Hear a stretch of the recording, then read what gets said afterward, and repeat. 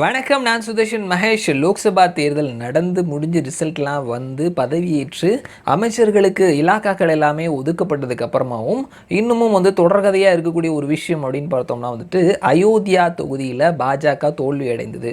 So இது ஆப்போசிட்டில் இருக்கக்கூடிய இந்திய அலையன்ஸ் பிஜேபியை ரொம்ப ட்ரால் பண்ணிகிட்டு இருக்கிறாங்க. ஸோ நீங்கள் ராமர் பேரை சொல்லி தானப்பா நீங்கள் பிரச்சாரமே பண்ணீங்க, ராமர் கோயில் கட்டிட்டா எல்லாருமே ஓட்டு போடுவாங்கன்னு சொன்னீங்களேப்பா, அயோத்தி தொகுதியிலே நீங்கள் தோத்துட்டீங்களே, ராமரே உங்களை கைவிட்டுட்டாரு, நீங்கள் போட்ட வேஷம் தெரிஞ்சு போச்சு அப்படின்ற மாதிரி ட்ரால் பண்ணிட்டு இருக்கிறாங்க. ஸோ அயோத்தியா தொகுதியில் பாரதிய ஜனதா கட்சி தோத்ததற்கான உண்மையான காரணங்கள் என்னென்ன அப்படின்றத பற்றி தான் இந்த வீடியோவில் நம்ம பேச போகிறோம். ஃபர்ஸ்ட் ரீசனுக்கு நம்ம போகிறதுக்கு முன்னாடி ஒரு உண்மை என்ன அப்படின்னா, அயோத்தியா ஒரு லோக்சபா தொகுதி கிடையாது, அது ஒரு சட்டமன்ற தொகுதி தான். ஃபைசாபாத் அப்படின்ற ஒரு தொகுதிக்கு உள்ளதான் அயோத்தியா நகரம் வருது. இந்த ஃபைசாபாத் தொகுதியில் பிஜேபியிலேருந்து லல்லு சிங் போட்டிட்டு இருந்தார். மோடியினுடைய NDA 1 அண்ட் NDA 2 இந்த 2 5 ஆண்டுகள்லையும் லல்லு சிங் தான் அங்கே போட்டியிட்டு எம்பியாக தேர்ந்தெடுக்கப்பட்டிருந்தார். அவரை எதிர்த்து இந்த முறை சமாஜ்வாதி பார்ட்டியிலிருந்து அவதேஷ் பிரசாத் அப்படின்றவர் போட்டிட்டு இருக்கிறாரு. ஸோ இவர் பகுஜன் சமாஜ் பார்ட்டியிலிருந்து சமாஜ்வாதி பார்ட்டிக்கு வந்தவர். ஸோ இவர்கிட்ட தான் இவர் தோல்வி அடைந்திருக்கிறாரு. 54,567 வாக்குகள் வித்தியாசத்தில் தோல்வி அடைந்திருக்கிறாரு. உண்மையிலேயே அயோத்தியா நகரம் அமைந்திருக்கக்கூடிய இந்த ஃபைசாபாத் தொகுதியில் பாரதிய ஜனதா கட்சி தோற்றதற்கான காரணம் என்ன அப்படின்னு நம்ம பார்த்தோம்னா, இந்த தொகுதியில் 26% பேர் பட்டியல் சமூக மக்கள் வசிக்கிறாங்க, 5 லட்சம் பேர் இஸ்லாமியர்கள் இருக்கிறாங்க. ஸோ இந்த தொகுதியில் ஃபைசாபாத்தில் சமாஜ்வாதி பார்ட்டியினுடைய வேட்பாளராக இருக்கக்கூடிய வெற்றி பெற்ற MP அவதேஷ் பிரசாத் ஒரு பட்டியல் சமூகத்தை சேர்ந்தவர். இந்த தொகுதி தனி தொகுதி கிடையாது, இது ஒரு பொது தொகுதி. பொது தொகுதியில் பட்டியல் சமூகத்தை சேர்ந்தவரை நிறுத்தியது சமாஜ்வாதி பார்ட்டியினுடைய ஒரு ட்ரிக் அப்படின்னு சொல்லலாம். ஏன்னா நான் ஏற்கனவே சொன்ன மாதிரி இந்த தொகுதியில் 26% மக்கள் பட்டியல் சமூகத்தினராக இருக்கிறாங்க. அதே மாதிரி 5 லட்சம் பேர் இஸ்லாமியர்கள் இருக்கிறாங்க. ஸோ அப்படிப்பட்ட ஒரு தொகுதியில் இவரை ஒரு கேண்டிடேட்டாக நிறுத்தினது ஒரு பெரிய சாதகமான விஷயம் சமாஜ்வாதி பார்ட்டிக்குன்னு சொல்லலாம். அண்ட் அடுத்தது கூட்டணி அமைத்தது. போன முறை காங்கிரஸ் சமாஜ்வாடி தனித்தனியாக நின்னாங்க, இந்த முறை கூட்டணியோடு நின்னதுனால பலம் கூடி இருக்குது அப்படின்னு சொல்லலாம். அண்ட் அடுத்தது மூன்றாவது பகுஜன் சமாஜ் பார்ட்டி.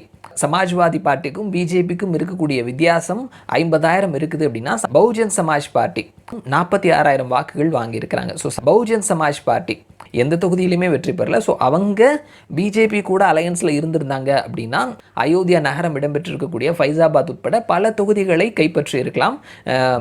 பகுஜன் சமாஜும் ஒரு கணிசமான தொகுதிகளை கைப்பற்றி இருக்கலாம். பகுஜன் சமாஜ் தனியாக போட்டியிட்டதும் இங்கே ஃபைசாபாத்தில் பாரதிய ஜனதா கட்சி தோற்றதுக்கான ஒரு காரணம். அண்ட் அடுத்த காரணம், அயோத்தியா நகரத்தில் கோவில் கட்டப்பட்டது, பிராண பிரதிஷ்டை செய்யப்பட்டது.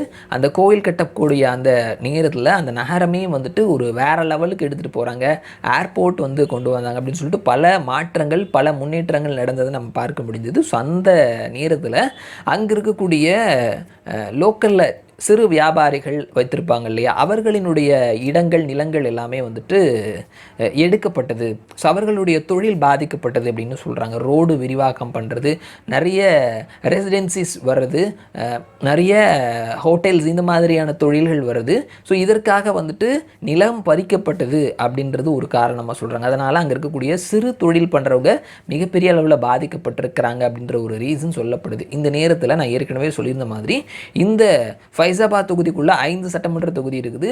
அயோத்தியா சட்டமன்ற தொகுதியில் பாரதிய ஜனதா கட்சி லீடிங்கில் தான் வாங்கியிருக்கிறாங்க. ஒரு 1500 வாக்குகள் வரைக்கும் அதிகமான ஓட்டுக்களை வாங்கியிருக்கிறாங்க. மற்ற 4 தொகுதிகள்லையும் சமாஜ்வாதி பார்ட்டி தான் லீடிங்கில் போயிருக்கிறாங்க. ஸோ அயோத்தியா மக்கள் கொஞ்சம் அதிருப்தியில் இருந்திருக்கிறாங்க அப்படின்றத நம்ம மறுக்க முடியாது. இருந்தாலும் அயோத்தியா சட்டமன்ற தொகுதியில் பாரதிய ஜனதா கட்சி தான் லீடிங்கில் இருந்தாங்க அப்படின்றதையும் நம்ம கவனிக்கணும். ஆனாலும் அந்த மக்கள் ஒரு அதிருப்தியில் தான் இருந்திருக்கிறாங்க. ஸோ இது எல்லாம் தான் அயோத்தியா நகரம் அமைந்திருக்கக்கூடிய ஃபைசாபாத் தொகுதியில் பாரதிய ஜனதா கட்சி வீழ்ந்ததற்கான காரணம். ஒன்று, கூட்டணி இல்லாதது. அடுத்தது வேட்பாளர், அந்த சமூக வேட்பாளரை நிறுத்தாதது. அடுத்தது அந்த நகரத்தினுடைய முன்னேற்றம், அதில் சிறு குறு தொழில் பண்ணுறவங்க பாதிக்கப்படுது. இது எல்லாம் தான் காரணம். அதை தாண்டி வெறும் கோயில் கட்டினா ஓட்டு போடுவாங்களா அப்படின்னு கேட்குறவங்களுக்கு உத்தரப்பிரதேசத்தை சுற்றி இருக்கக்கூடிய மாநிலங்கள், அந்த பக்கம் மத்திய பிரதேசிலேருந்து, இந்த பக்கம் பீகார்லேருந்து, இன்னொரு பக்கத்தில் ஒடிசா வரைக்கும் 3 மாநிலங்கள்லேயும் பாரதிய ஜனதா கட்சி எவ்வளோ தொகுதி ஜெயிச்சிருக்கிறாங்க அப்படின்றத பார்த்தா தெரியும். அயோத்தியாவை மக்கள் வரவேற்றிருக்கிறாங்களா இல்லையா அப்படின்னு சொல்லிட்டு. மறுபடியும் நான் உங்களை இன்னொரு வீடியோவில் சந்திக்கிறேன். அது வரைக்கும் நன்றி.